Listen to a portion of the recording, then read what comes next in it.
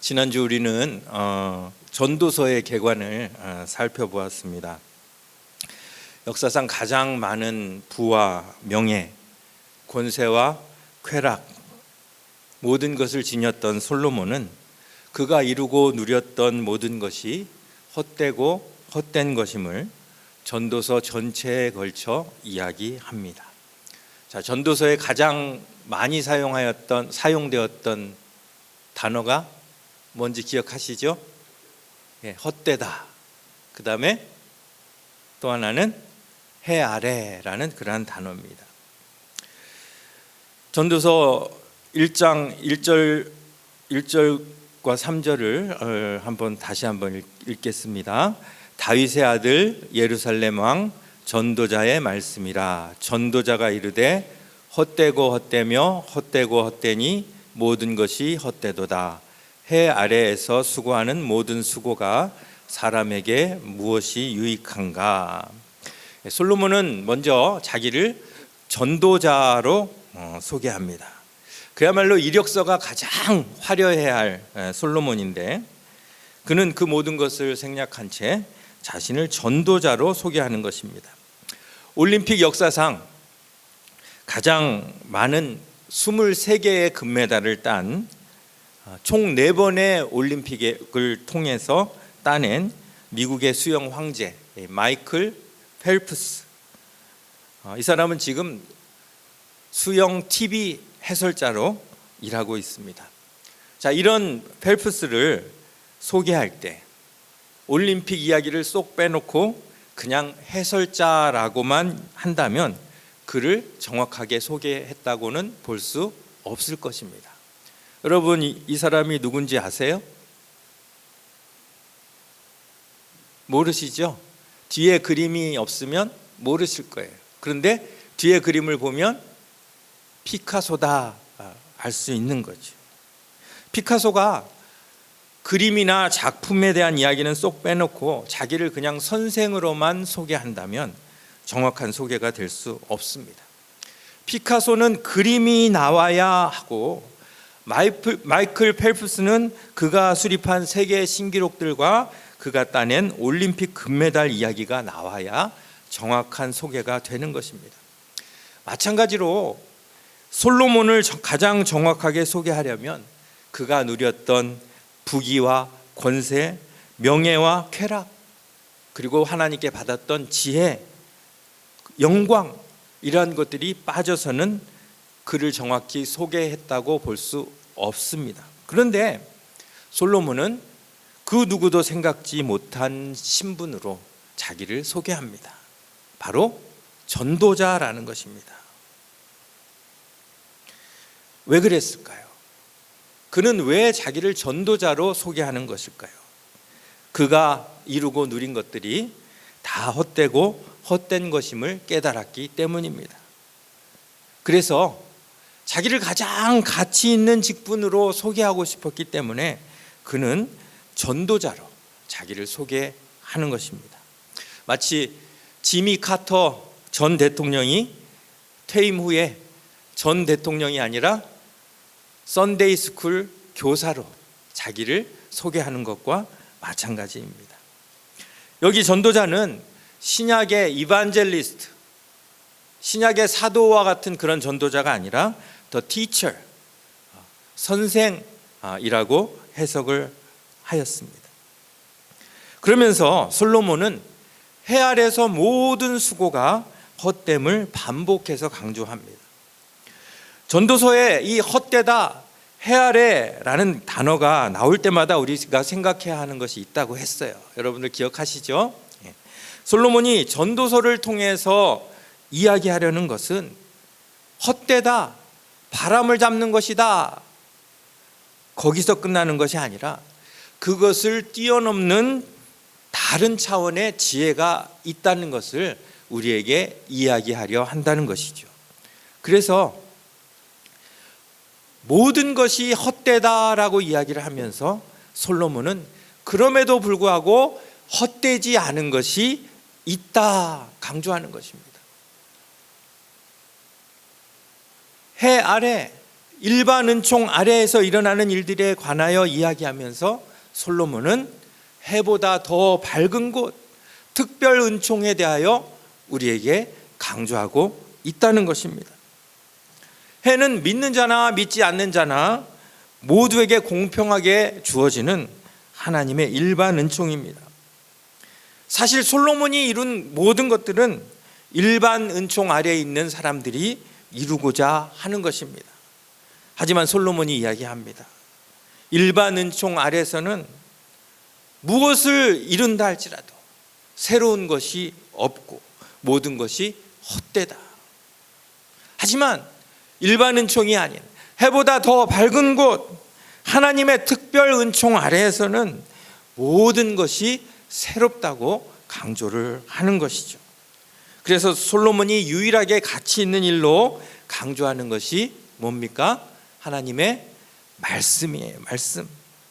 해로 대변되는 일반 은총, 말씀으로 대변되는 특별 은총, 그 차이를 솔로몬이 전도서에서 우리에게 강조하고 있는 것입니다. 그러면서 전도서의 결론으로 솔로몬은 사람의 본분을 이야기하죠. 전도서 12장 13절 말씀입니다. 우리 다 같이 읽어보겠습니다. 하나님을 경외하고 그의 명령들을 지킬지어다. 이것이 모든 사람의 본분이니라. 예, 사람의 본분이 뭐라고요?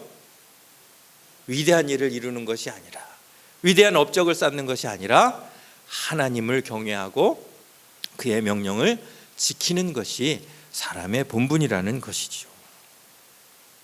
그런 의미에서 오늘 읽은 이 시편 127편은 전도서를 아주 잘 요약하고 있습니다.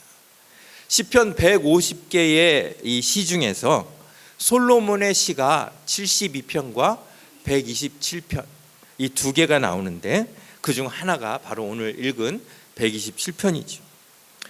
이 시를 읽어보면 전도서와 내용이 아주 비슷해요. 특히 이 헛되다라는 말이 연속적으로 쓰이고 있어요. 여호와께서 집을 세우지 아니하시면 세우는 자의 수고가 헛되다. 여호와께서 성을 지키지 아니하시면 파수꾼에 깨어 있음이 헛되다. 너희가 일찍 일어나고 늦게 누우며 수고의 떡을 먹음이 헛되다. 자, 우리 인간들이 하는 일들 아닙니까?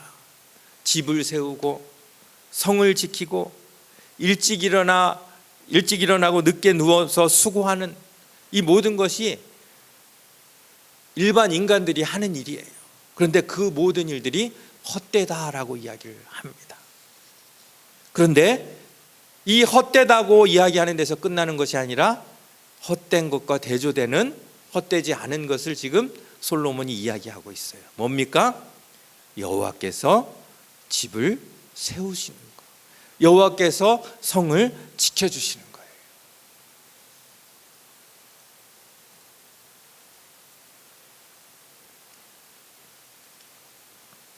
그런데 제가 이 전도서의 내용을 이렇게 성경에서 이렇게 쭉 보면서 이게 전도서와 어떻게 매치될 수 있을까 이렇게 보니까 이렇게 솔로몬처럼 이러한 시를 지은 그러한 사람도 있지만은 성경이 아니더라도 세상 노래에서도 이 전도서와 매치가 되는 그러한 노래들이 있더라는 것이죠.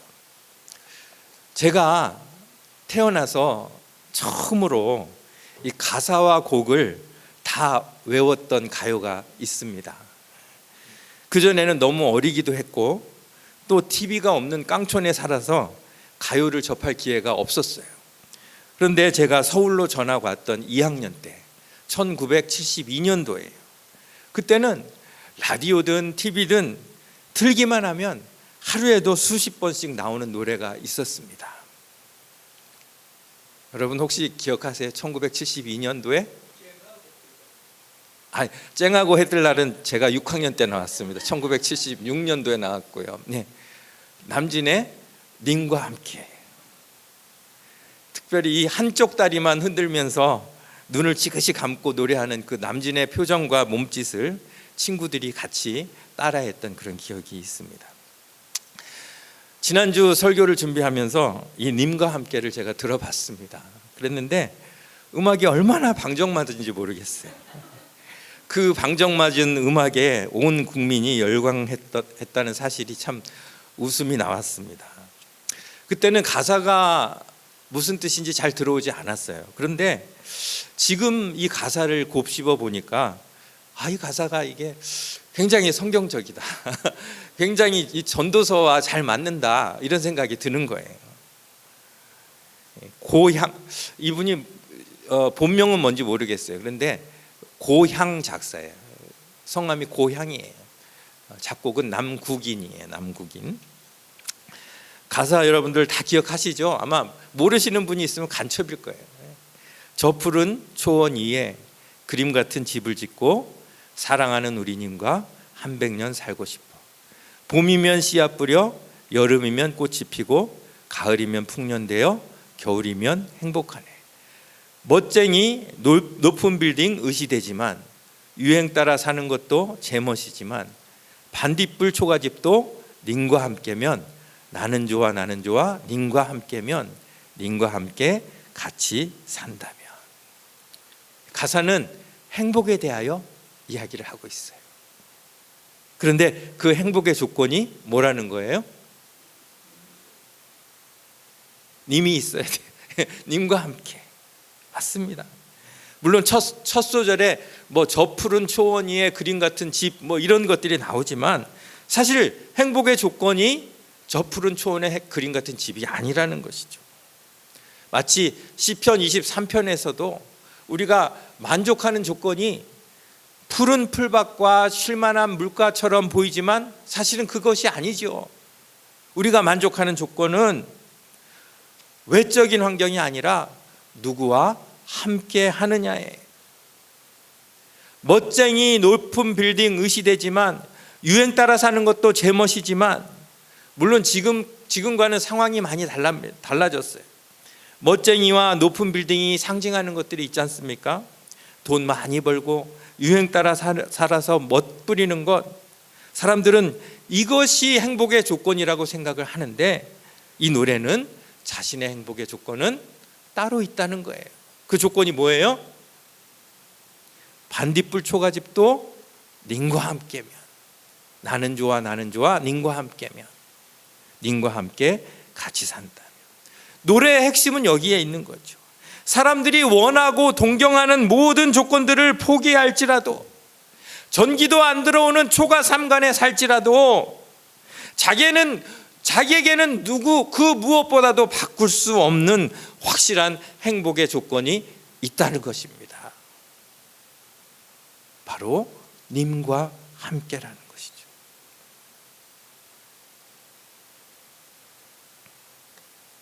그래서 이 노래 제목에다가 제가 앞에 한 글자만 붙였어요.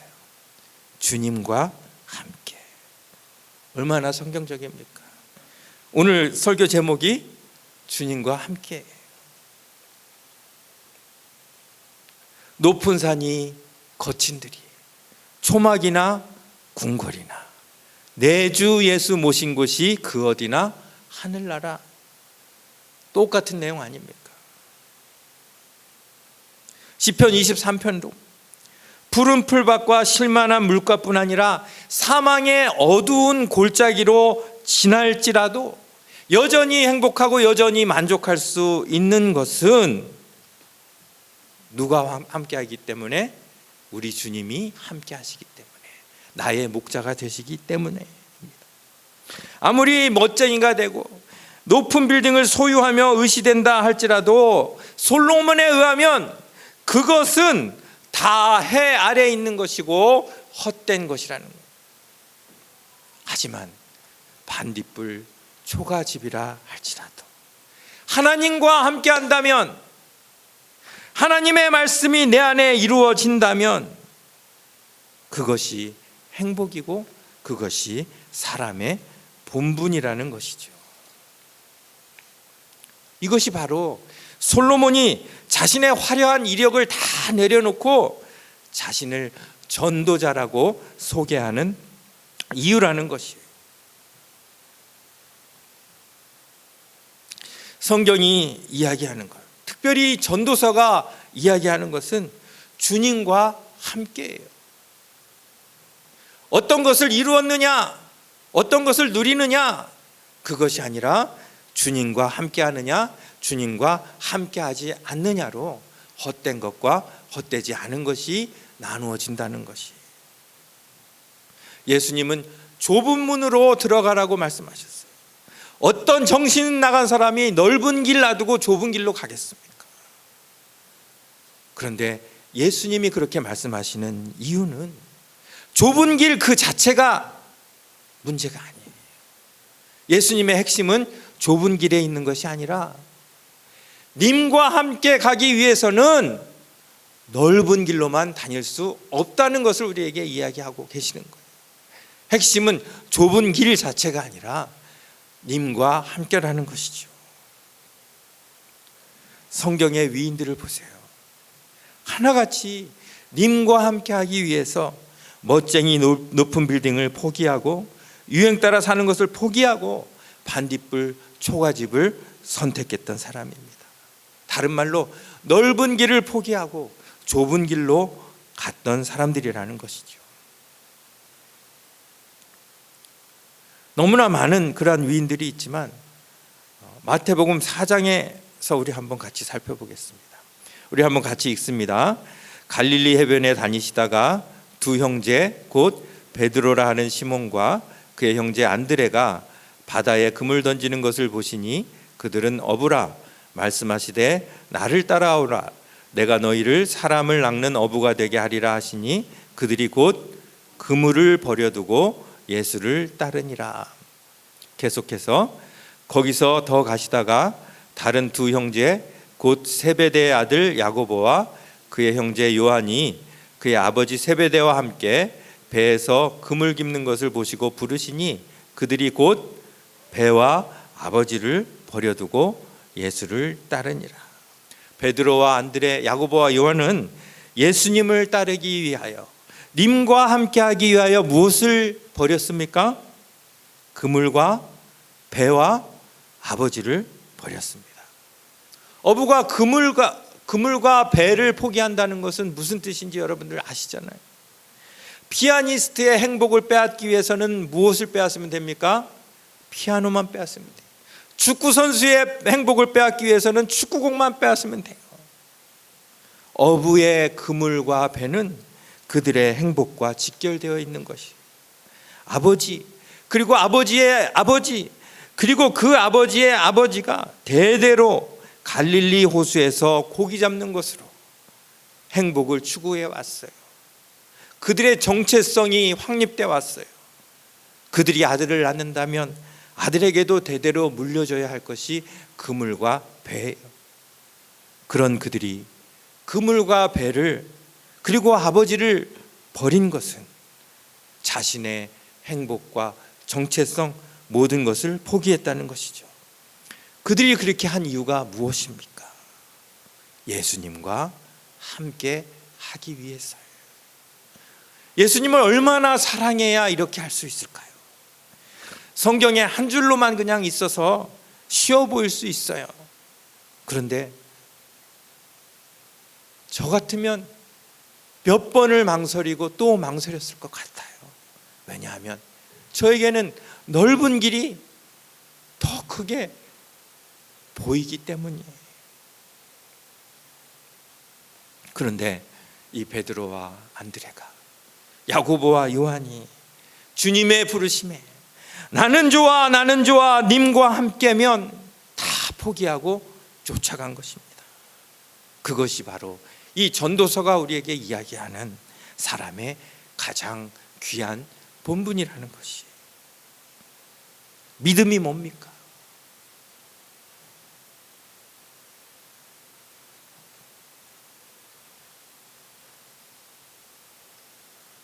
예수님과 함께라면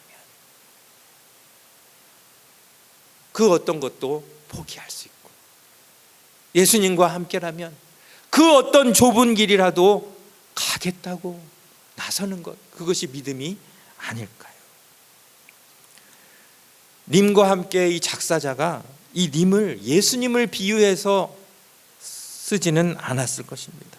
분명히 사랑하는 어떤 사람을 님으로 표현했을 것입니다.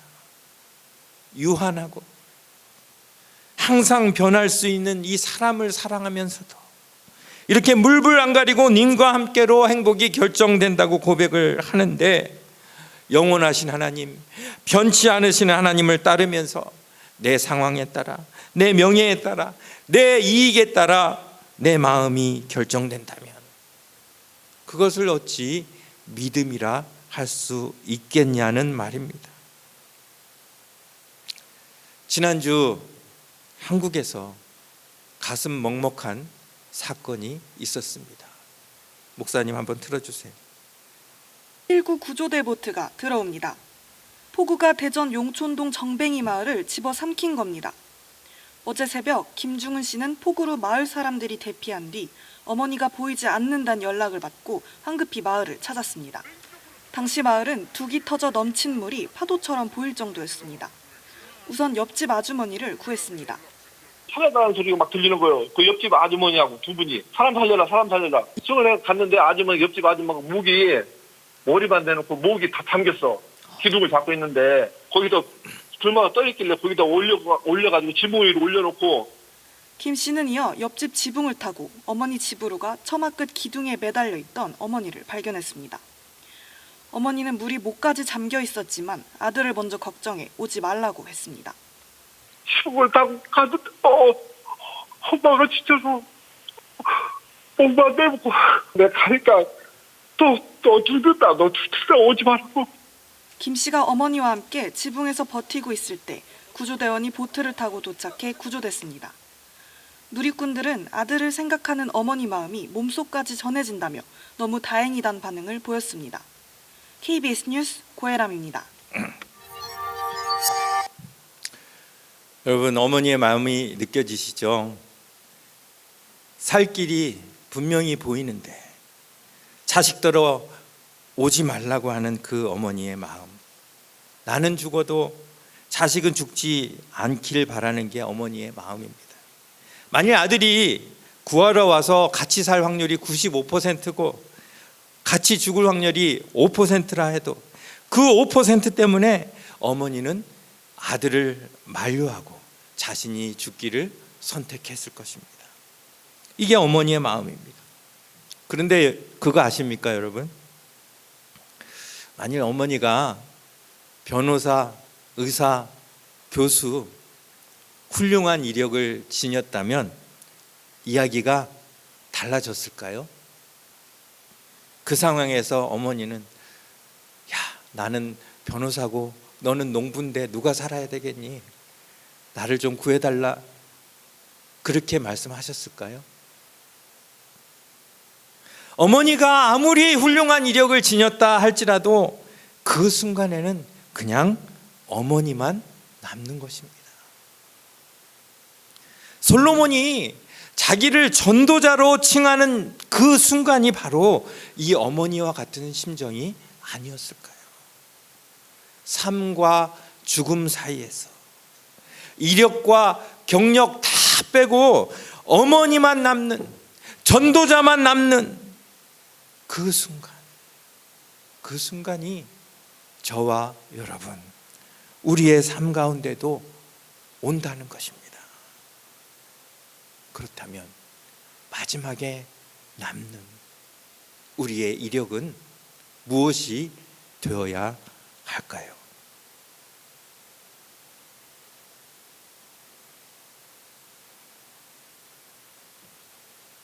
이 전도서가 우리에게 대답하고 있지 않습니까? 솔로몬이 이야기하고 있는 헛되고 헛된 것들은 다 빠지게 될 것이고 오직 사람의 본분을 지켰느냐, 그것만 남게 될 것입니다. 주님을 경외하며 주님과 동행하며 말씀을 내 안에 이룸으로 성을, 집을 내가 세우는 것이 아니라, 내가 지키는 것이 아니라 하나님께서 세우시고 하나님께서 지키도록 하는 것, 그것만이 우리에게 마지막까지 남게 될 참된 가치와 행복이 될 것입니다. 돈과 함께, 권세와 함께, 명예와 함께가 아닌 주님과 함께를 우리의 마지막 가치와 본분으로 생각하며 살아가시는, 그래서 아무리 좁은 길이 내 앞에 놓여 있을지라도 나는 좋아, 나는 좋아, 기꺼이 하나님과 동행하기로 헌신하시는 저와 여러분들 다 되시기를 간절히 바랍니다. 기도하겠습니다.